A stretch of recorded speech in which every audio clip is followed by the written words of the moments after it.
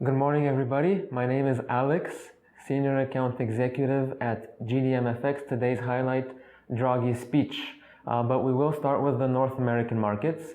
The dollar turned lower Monday afternoon as Athens denied a report that the Eurozone has developed a contingency plan to impose capital controls on Greek banks this weekend if its negotiators don't reach a deal with the country's creditors by then.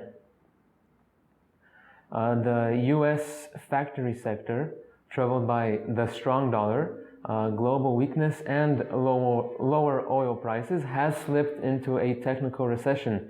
New data released Monday showed.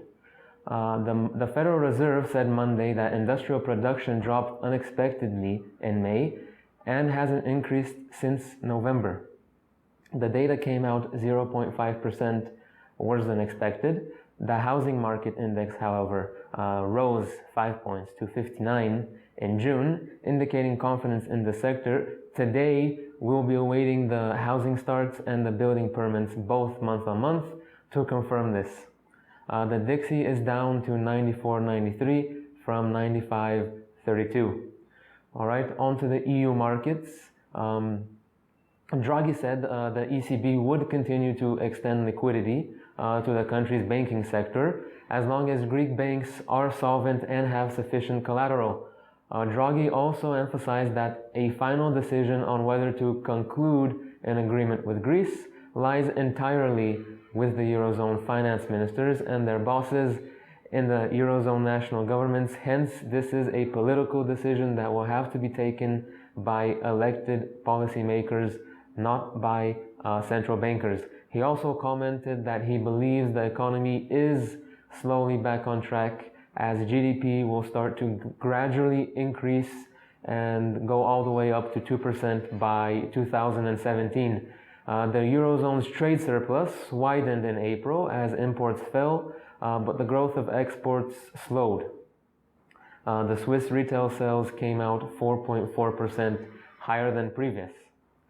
The UK markets, the pound gained ground against the dollar and erased the losses after factory production in the USA came out worse than expected. This gives room to speculate that the Fed will have less reason to take a hawkish stance on the next interest rate hike. Failing negotiations between Greece and its creditors also helped the sterling gain ground against the euro, but despite these favorable conditions, investors are still reluctant to trade before the important events of this week, like the Greek deadline, the FOMC, and the Bank of England minutes, for example. The FTSE 100 lost 64 points yesterday and closed at 67.16. The 10-year gilt yields were at 2.02% yesterday.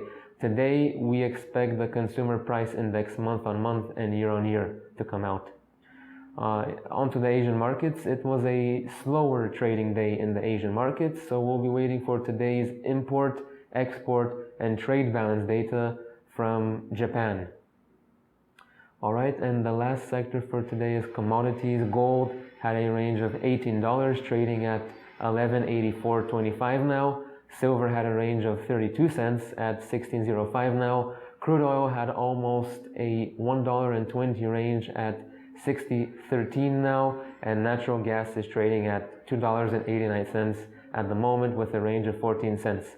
Thank you, everybody. My name is Alex, again, Senior Account Executive at GDMFX. This was today's European Session Outlook. Thank you for the attention. Goodbye.